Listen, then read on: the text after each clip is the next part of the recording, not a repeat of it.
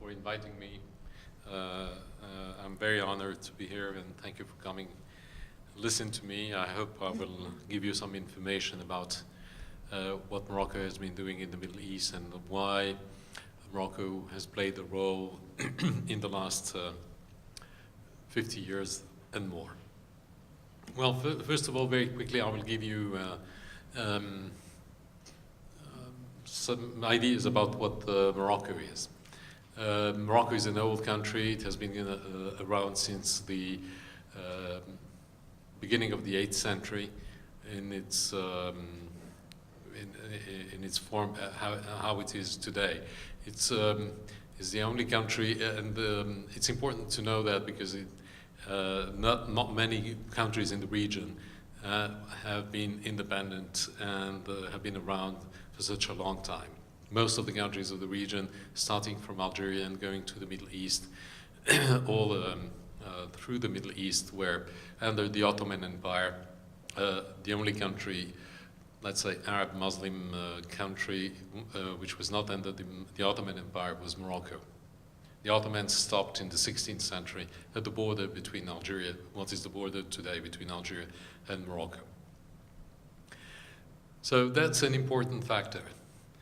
Morocco is a monarchy and has been a monarchy since its foundation, as I said, around the beginning of the 9th century.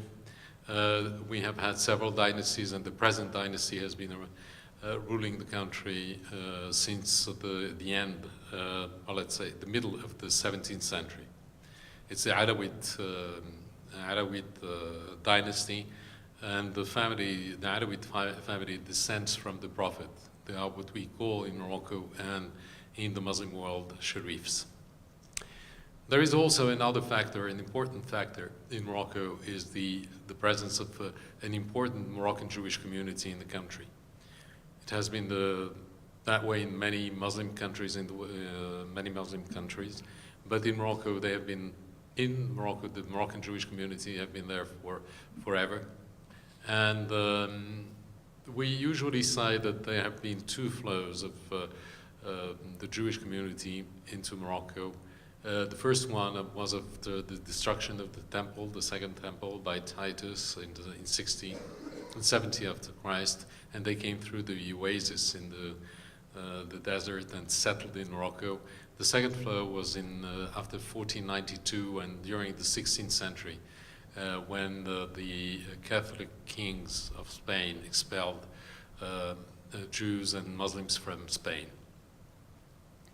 And you can see that, you can make the difference when you look at the names of the Moroccan Jews in Morocco. You have Abid Bol, Abissara, and others. Those are the traditional old names of Morocco, of those who came for the first flow, and the Toledano, Berdugo, and others. You can see that those are Spanish names, or at least they have a connotation of Spanish names, who came from the 16th century on. In 1956, when Morocco recovered its independence, the Jewish community counted around 300,000 people. A little bit less, but let's say around 300,000 people.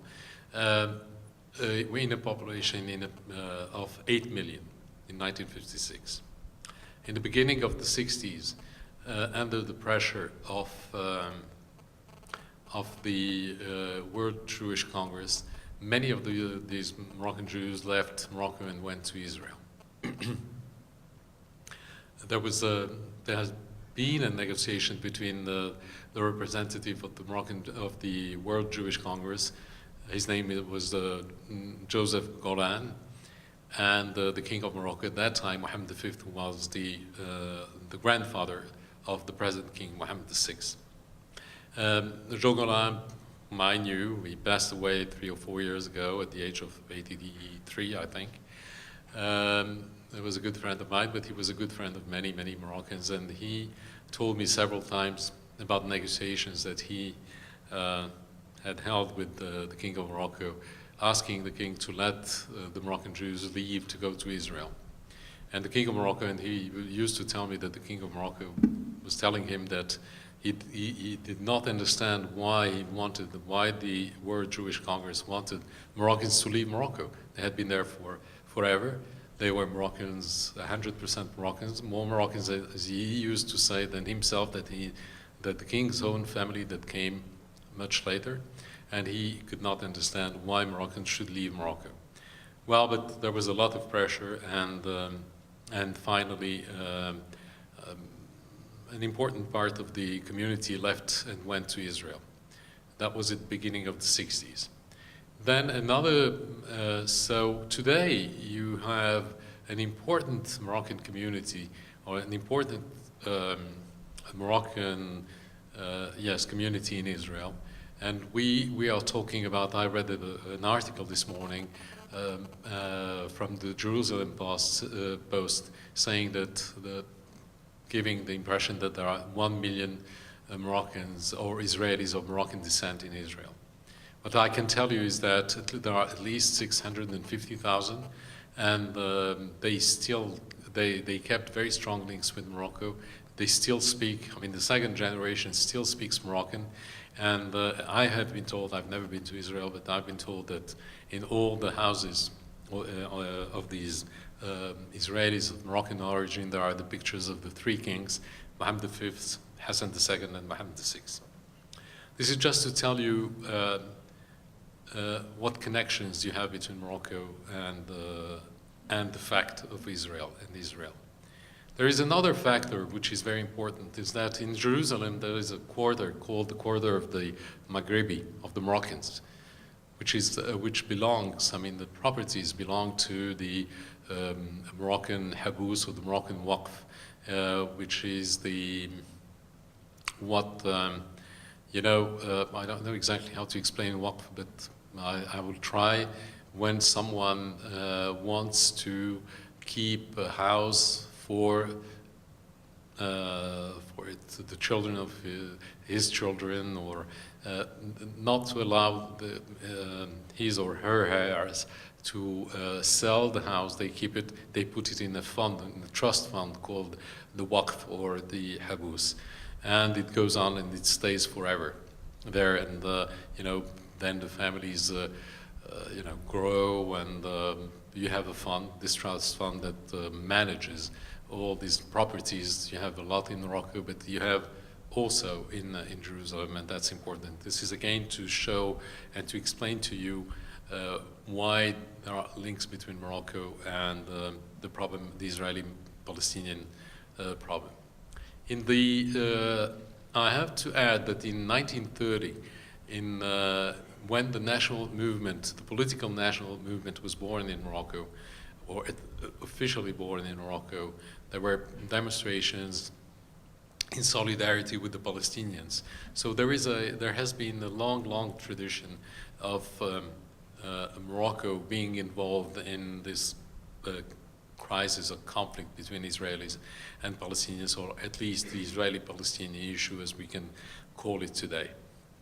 So what did Morocco do in the last, let's say, in the last 50 years? Well, first of all, I think it was in the belief of King Hassan, who was at that time Crown Prince, as that there was a fact. The fact was the Israeli fact. It existed. Israel was recognized by most of the nations of the world, the main powers of the world. We're talking about the members of the Security Council and others. It was a fact. And I think I read somewhere that King Hassan II, at that time Crown Prince, suggested that Israel should have been invited to the Arab League, to be a member of the Arab League. We're talking about the late 50s. But Bourguiba, the president of Tunisia, very quickly in the beginning of the 60s, was also in favor of the recognition of Israel. Israel, where it was in the beginning of the 60s, before the 67 war. Unfortunately, you know the history, and things happened. We had the 67 war, and the 67 war created the new facts on the ground: occupation of the West Bank, of Jerusalem, occupation of Gaza during this 67 war, and that created a new dynamic, and which and the difficulties that we are living today. But Morocco always tried, and King Hassan II always tried to help bring peace in the region and to mediate peace in the region. For instance, and in the late 70s, when Egypt and Israel started the talks that were going to end by the Camp David agreement between Egypt and Israel. The talks started in Morocco. Secret talks started in Morocco, and everything was built up. And it's Egyptian diplomats who told me that, who were involved in those talks in the late 70s. And everything was put together in Morocco before the delegations, the Israelis and the Egyptians came to Washington, and after to sign the agreement, or at least to negotiate the final agreement after months of negotiations here in Washington. But everything started in Morocco. In 1982, I think, if I'm not wrong, in 1982, at the summit, the Arab Summit of Fez, all the heads of state all the Arab heads of state were in Fez at the Arab Summit, and it was the first time that a declaration of the summit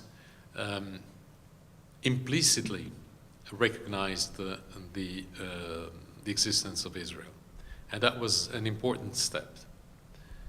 Of course, most of the countries of the region of the Middle East had relations with Israel, but it was completely secret, and nothing was open, and officially all these countries were at war with Israel. But in 1982, as I said, for the first time, there was an implicit recognition of the existence of Israel, and that was in Fez, and of course the host country is the country that writes the final declaration. Another important event was in 1987, if I'm not wrong. I think it was 87. Shimon Peres came to Morocco and met with the king, and that publicly and officially. It was the first time that an Israeli official was officially received by an Arab leader, and not talking about Egypt, because Egypt at that time had already signed a peace agreement with Israel. So Shimon Peres came to Morocco, he met with the king, and that was completely public. It didn't lead to anything, but it was important. And from then on, Shimon Peres came several times to Morocco. In 1993, I mean, there were the Oslo agreements between Palestinians and the Israelis. And after the Oslo agreements, everything seemed right, and that we were heading to some kind of peace, and there was a lot of hope. And Morocco organized the first MENA conference, Middle East and North Africa conference. At that conference, you had European countries, all the Arab countries, and Israel was there. Rabin, Peres, and others were at that conference, and for the first time, the Arab countries and Israel were talking about not only peace but also trade and business, and I can say that at that time, Israel was kind of a bride of the event, and it was the first time that you had that kind of event where everybody was, where all the countries of the region, including Israel, were present. Unfortunately, the situation got worse. We had all the intifadas and But especially, I mean, let's say that the negotiations between the Israelis and Palestinians didn't lead to the results everybody was hoping for. And I'm talking about the Y plantation agreements, I'm talking about the Camp David negotiations, I'm talking about all the efforts made by President Clinton and his team to bring together the Israelis and the Palestinians and to try to reach an agreement. I'm not going to go on the merits of who was right and who was wrong, and who was responsible for the non-success of Camp David. I think that many people who were sitting in these negotiations wrote books, and you can have all the information about what happened there. The last one was Martin Indig. His book just came out a few months ago, and it's quite interesting. But you have, of course, Dennis Ross and others, and other books also interesting about what happened in Camp David. So we had, as I was saying, Morocco, but Morocco was always, all along the road, was involved in behind-the-scenes initiatives.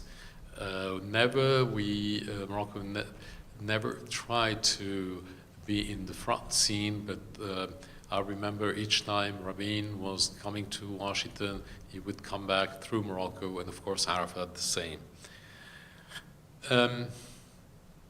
And everybody recognizes that role that Morocco has had in the, let's say, in this Israeli-Palestinian conflict. Again, why Morocco was so involved? I think because of the traditional solidarity with the Palestinians, but also because of the presence of so many Moroccans in Israel. We have a presence there, and as I said, most of these Israelis of Moroccan descent kept very strong links with Morocco, and today you have many of them who come back to Morocco for holidays, and some others who just come back and stay and settle in Morocco. So all along the road, Morocco was always involved. King Hassan was very much involved in to try to bring peace to the region. There is something, and another factor is that Morocco, the King Hassan and today King Mohammed VI are chairman. King Hassan was the first chairman of the Jerusalem Committee of the International Conference, the Islamic Conference Organization, ICO. It's a committee in the Islamic Conference Organization. And King Mohammed VI is also the chairman of the Jerusalem Committee. Today there is a meeting of a conference of the Jerusalem Committee in Rabat.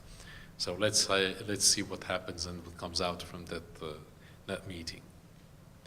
Now, so we are always involved. Morocco has always been involved at the highest level, at the level of the king. Morocco has always tried to bring peace between the two sides. Another reason is that Morocco is pretty far away from the center of the crisis. Morocco is, the far west of the Middle East, and we don't have direct stakes, let's say. In the region, we have no borders with Israel, and we are really far away from the problem, far away physically from the problem. Now, if we want to talk about, if we want to think about what Morocco is, it's important to know that you have two sides of it. There is a traditional solidarity with the Palestinian people, in the public opinion, and this is something that you will find between the only common thing maybe that you will have between the Moroccan and the Indonesian is this solidarity with the Palestinian people on one side. On the other side, there is this Jewish component of the Moroccan society and the presence of an important Moroccan community in Israel, which is also important. The third fact is that we are far away from the center of the conflict. So whatever we can do, we do it. Each time there was an opportunity to do something, we did it behind the scenes, never on the front or of the stage, and that was important. And this is what usually people recognize. We always have maintained contacts with Israel, trying to push for a solution of this Israeli-Palestinian conflict.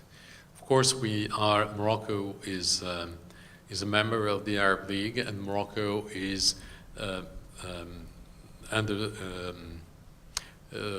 subscribed to the proposal, the peace proposal, the Arab peace proposal, which is basically Israel should withdraw from the 67 borders, and then there will be peace between Israel and all the Arab countries in the region.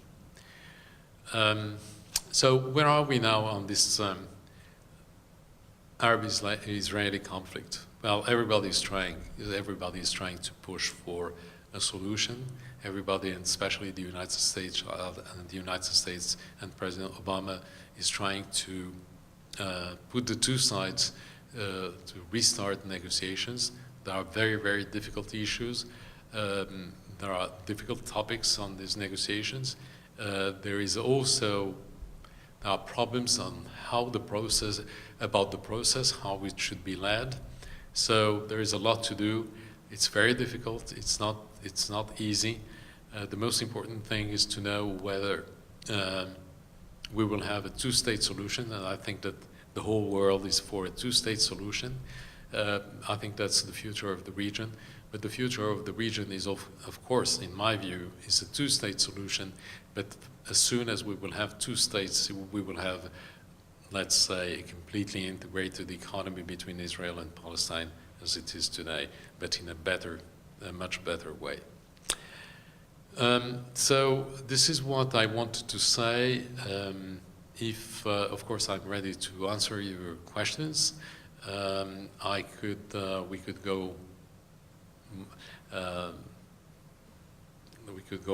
I could tell you more, but not much more about the role of Morocco in the Middle East, in the Israeli-Palestinian conflict. So you have an idea where Morocco stands. You have an idea of what Morocco has been doing since 1956, when Morocco recovered its independence. Morocco has been working with the two sides, with every side, and of course Morocco has been working very closely with the United States when it was needed. As it was said before at the beginning of this session, Morocco and the United States have a long-standing relation going back to 1777. In the recent times, from 1956, when Morocco recovered its independence from 44 years of protectorate by the French and the Spaniards, we resumed our relations with the United States. We were pretty much on the same side of the Cold War. We were on the west side of the Cold War, while most of the countries of the region were pretty much on the other side. Lately, we've been working together on many issues, and especially the relations between Morocco and the United States have evolved quite a lot in the last, say, 10 years in terms of trade. For instance, we signed a free trade agreement. In terms of aid, Morocco signed an MCA agreement with the United States, $697 million over 5 years. Morocco was declared a major NATO ally by the United States, which means there are only 14 countries in the world that have that status. And so all this is happening, and of course today we have more and more connections and exchanges between Moroccan universities and American universities, and we would like to see more trade between the two countries, and I think it's happening. It's starting to happen since we signed the free trade agreement between Morocco and the United States. Since it entered in force in 2006, trade between the two countries grew by 140%, which is not bad. So thank you very much, and I'd be delighted to answer your questions. Yes. Thank you very much for that very interesting talk.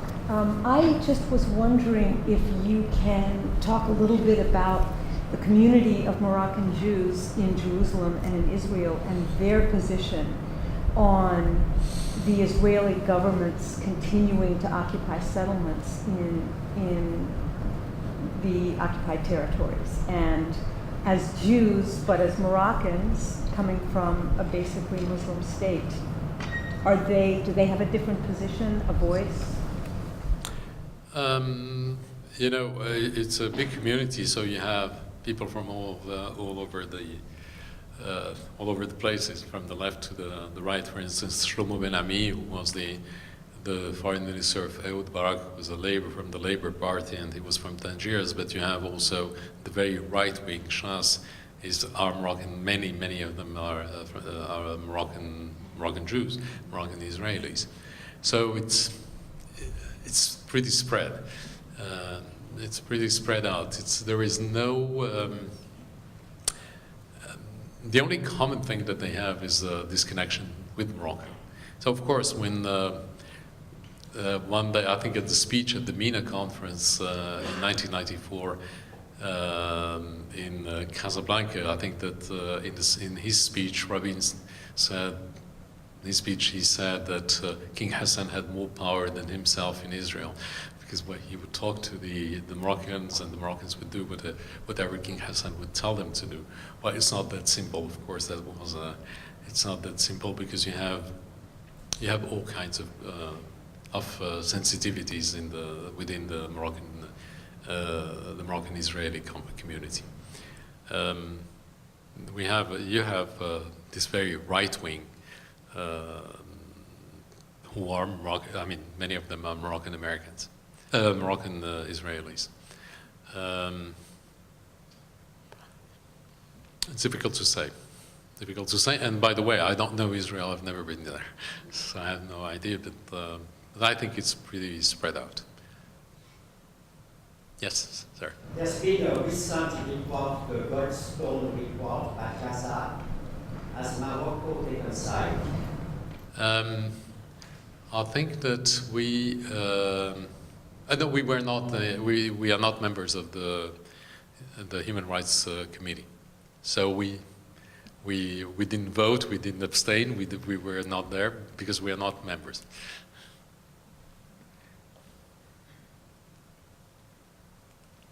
Yes. How does Morocco, and more broadly the MENA region, view the Barack Obama administration and potential new opportunities in the region for peace between Israel and Palestine? First of all, President Obama is very popular in Morocco, like in the rest of the world. I mean, he's a very popular man, and there were a lot of expectations when he was elected. And I think that everybody voted Obama in Morocco like everywhere else. I think that people feel that there is a genuine will of trying to solve the problem and that the president was willing to put all his political capital to try to solve the problem. Well, it's not that easy. Everybody can see it, but I think that the perception in the Muslim and the Arab world for the time being is that he's trying hard. And but things are what they are, and they are very complicated. Yes? We have 22 students who will be visiting Morocco in the spring as part of a course that's called Crossing Borders. I wonder what advice you have for them, because I suspect some of them are here this afternoon. What can you tell them? Well, I think it's quite interesting what's happening in Morocco, what has been happening in Morocco lately. What I can tell you, first of all, that you will be normally very well received. People like Americans there. And we have a long tradition of Americans going to Morocco, Peace Corps, for instance, and others. What is also funny and interesting is to see how the Americans get to speak Moroccan so easily. It's unbelievable. I don't know why. Maybe there are some sounds that are the same, but all the young Americans who go to Morocco in the Peace Corps, they speak Moroccan like I do. I mean, within 6 months. So so you will be well received. I think what is interesting is to try to get in touch with the civil society as much as possible. There is a very flourishing civil society. I'm talking about NGOs. I think that today we have around 30,000 NGOs in Morocco at the local level, the provincial, the regional, and the national level, dealing with all kinds of issues, women's rights, human rights, whatever. So I think it's interesting to meet with these NGOs and talk to them and understand what's going on and how the country is evolving. What is interesting in Morocco is what has been happening in the last 10 years. It's the opening in terms of democratization, in terms of freedom of speech, in terms of elections, free and fair elections.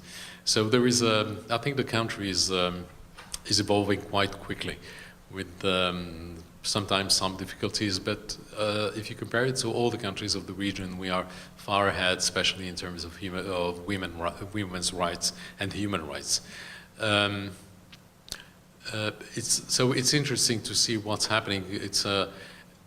And you can feel also that there is quite a strong economical development. Last year we had, in 2007, we had 8% economical development. Last year, 6.3%, and this year, even with the crisis, I think that they're expecting 5.7% economical development. And you can feel it and you can see it. I think it's important to see the big cities, the old cities. The good thing, first of all, it's good to go to Morocco now.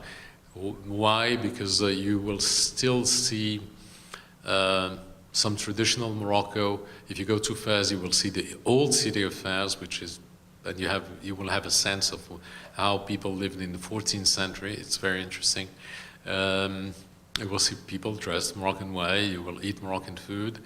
I think Moroccans are very keen in keeping their traditions, but economical development has its toll, and let's hope that we will keep all that, because that's one of the big assets of the country is exactly those traditions and that way of living that we have in Morocco. But it will happen to Morocco what happened to many other countries. You will have economical development, so there will be changes. So my advice is to get in touch as much as you can with students, but also with NGOs, and try to understand what's going on. And travel around the country, because the country is quite different from one side to the other. If you arrive to Casablanca, you have to go to Rabat and Fez and Meknes, and you will see a completely different country within every 100, every 200 kilometers. Yes? I was curious how you see the new trade agreement with the U.S. impacting the Moroccan economy and the Moroccan society. I said that there has been an increase of 140% of trade between Morocco and the United States, but still we are far away from seeing the real impact of the free trade agreement on Morocco.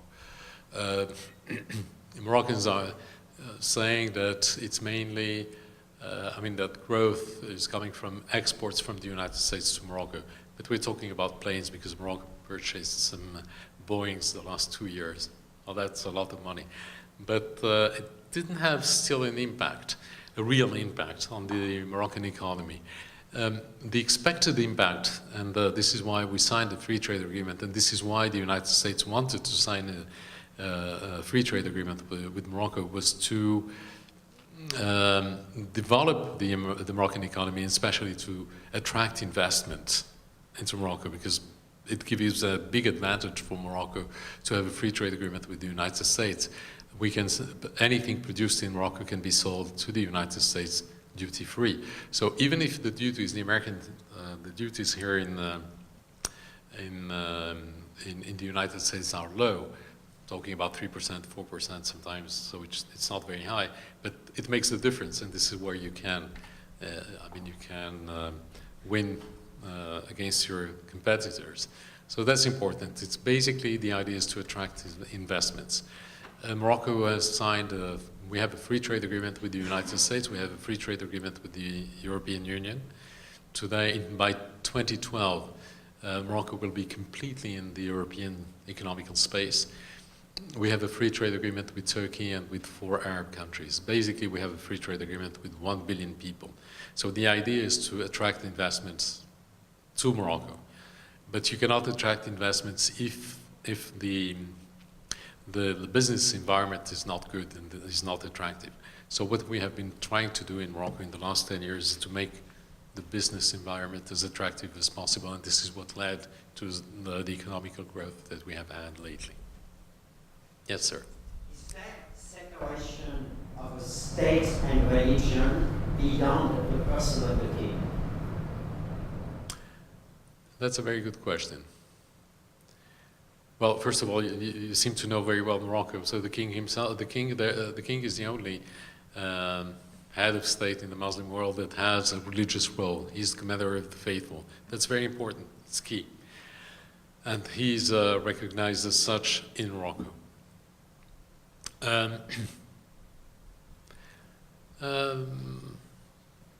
Not sure. Well, let me tell you what's happening in Morocco, and maybe I can you can draw a conclusion from there.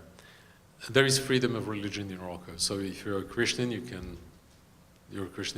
have a church and you go to your church and you can practice your religion. Of course, if you're a Jew, because traditionally you had Muslims and Jews in Morocco, and this is what you had. And you have synagogues and mosques, one next to the other. That's an old tradition. It has always been that way. So there is freedom of religion. But, for instance, when I was speaking about women's rights in Morocco, a few years ago, 3 years ago, we changed what is known as the family law. The family law is what rules relations between men and women, husband and wife, a divorce, custody of children, and everything that has to do with the family. The family law, so we changed the family law in Morocco, and it was today men and women, husband and wife, and men and women are completely equal in front of the family law, according to the family law. Now, what is important is to know how these changes were made. The king appointed a committee where you had lawyers, representatives of women organizations, but also religious scholars and political parties. The committee came up with 3 proposals, and submitted the 3 proposals to the king, telling the king that all the 3 proposals were perfectly respected perfectly the teachings of Islam, and it was important. So the king chose the most progressive one. And in front of each change of the family law, there is a verse of the Quran, teaching of the Prophet. So what we did in Morocco is that we proved that there is no contradiction between Islam and equality between men and women. But why I'm telling you this, it was necessary to show that there was no contradiction between Islam and this new family law. That means that we are on the kind of an edge between, separation of state and religion in Morocco. We're not there, and I don't think that it's a matter of culture. But you cannot define it as a confusion of state and religion as it was during the old regime, the French old regime, where you had a complete alliance between church and power. It's a different way. But Islam is the main religion in the country, but that does not prevent other religions to exist in the country, and especially, as I was saying, the Jewish religion that has been there forever. By the way, when we were changing the family law, the king called the leader of the Jewish community and asked him whether he wanted to change, to take the opportunity to change it. And he said, "Don't touch this, please." Yes. You mentioned a process of democratization in Morocco. Could you explain, I'm sorry, I don't know anything about the system, but do Moroccans vote and elect representatives in a parliament? And if so, do members of all religions have a right to vote, have an equal vote? Absolutely. There is no difference in Morocco. There is no difference of, I mean, you're Moroccan, you're Moroccan. You're not a Moroccan Jew or Moroccan Muslim, you're Moroccan. We don't, in the passport, you don't say that you're a Moroccan Jew or a Moroccan Muslim or whatever. Yes, so in 1962, well, the first attempt of a constitution, the first constitution was written, I think, in 1905, but that was just the first try. But when Morocco recovered its independence in 1956, in 1962 we had our first constitution. And we had a parliament with 2 houses and the prime minister, etc. What happened from then on is that the palace took most of the power. We have had always political parties in the country. We've never had a one-party system as most of the countries in the region. I mean, in Africa or in the Arab world. So we always have had a multi-party system, and the parties were coming from a national movement that was born in 1930 to fight against the French and the Spanish occupation. Because Morocco had to sign the protectorate agreement with France and Spain in 1912. It was the time of the expansion, the colonial expansion of Europe, and Morocco was the last country that had to sign the agreement. So in 1912, the French came to Morocco. I mean, they entered before, but the king had to sign a protectorate agreement. The country was pacified only at the end of the 20s, but immediately after there was a political movement that started in 1930. From there, it was a national movement. From there, several parties came out and continued after independence. What happened between 1956 and 1998 is most of the power was in the hands of the palace, the king. But you had a parliament. We had a parliament and we had a prime minister. The political parties would say then that the elections were not free and fair. In 1998, the king called the leader of the Socialist Party, which has been in the opposition for 30 years, called him and appointed him as the prime minister. King Hassan II passed away in 1999. In 2002, we had, again, political elections, and those elections, for the first time, were declared completely free and fair and transparent by everybody, by observers and by the political parties themselves. That was in 2002. So those elections were elections for the lower house, the House of Representatives. We have the house, what we call the House of Councillors, which is kind of a Senate, but they are not elected directly. So we have a parliament.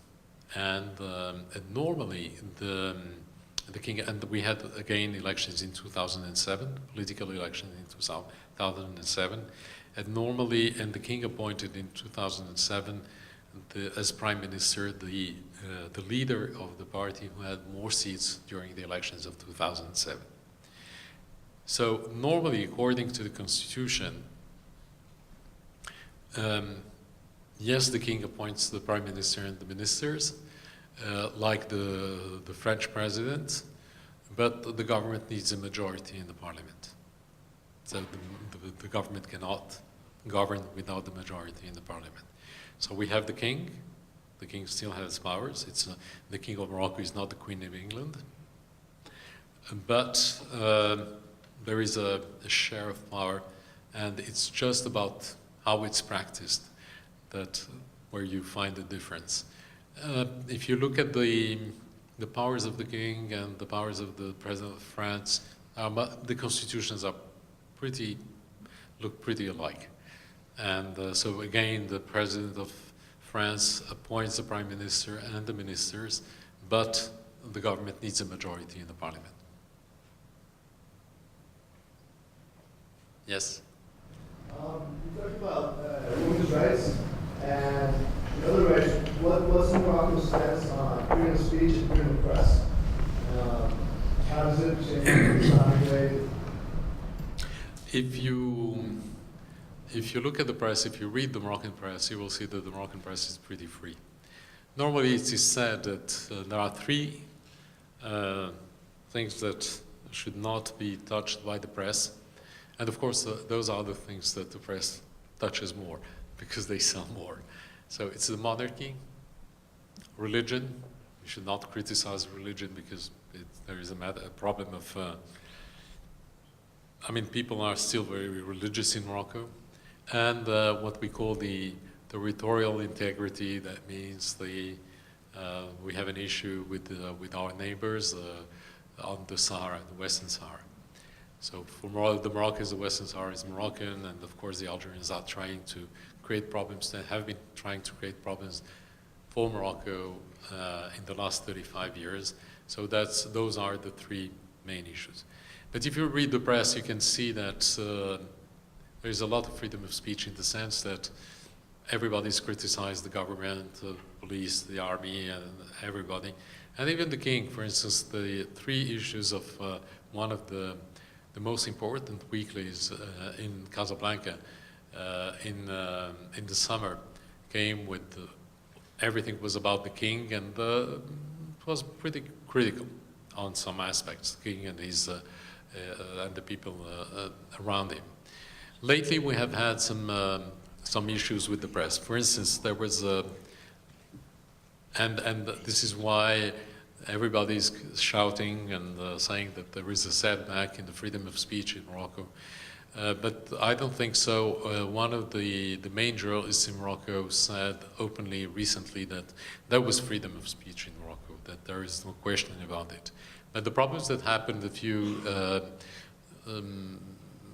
these last weeks, we had two problems. One, there was a statement made by the Royal Palace about the king was sick, and there was a statement that came out from the Royal Palace. He had a flu, a kind of a flu, or something like a flu.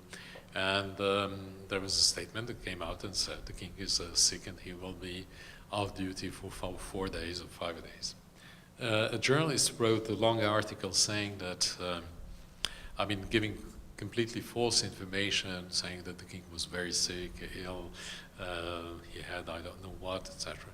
And of course, there was a reaction from the government and especially justice because it was false information, and it had to do with the security of the country.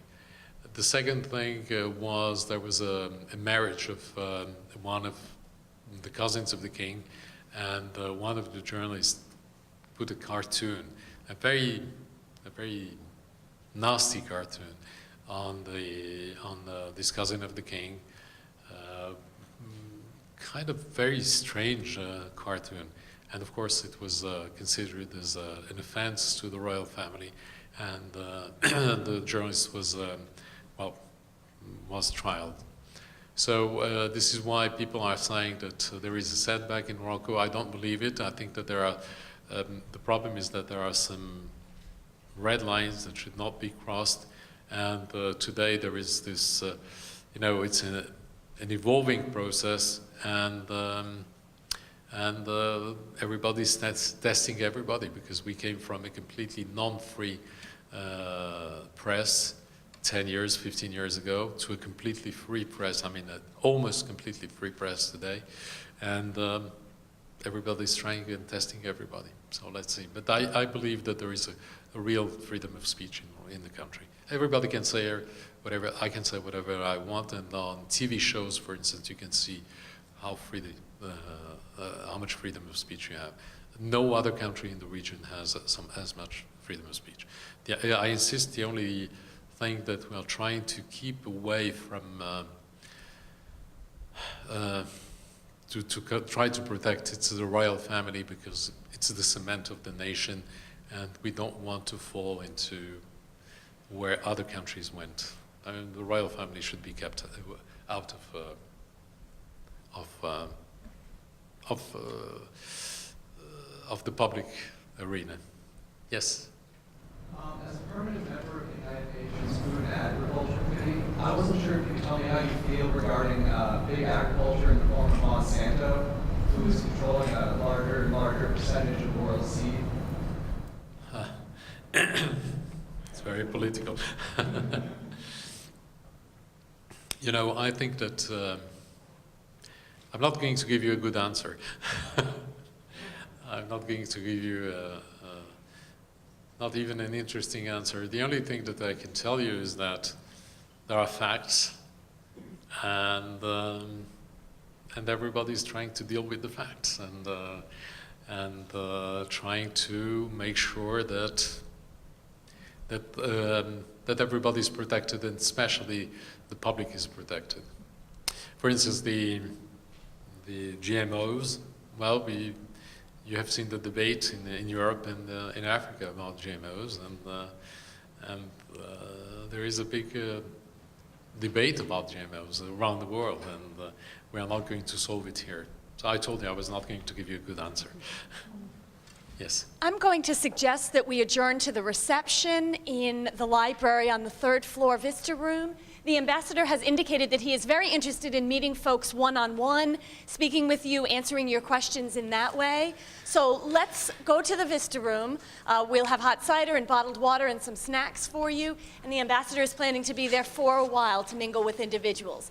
Please join me in thanking him for his remarks and his generosity in the Q&A.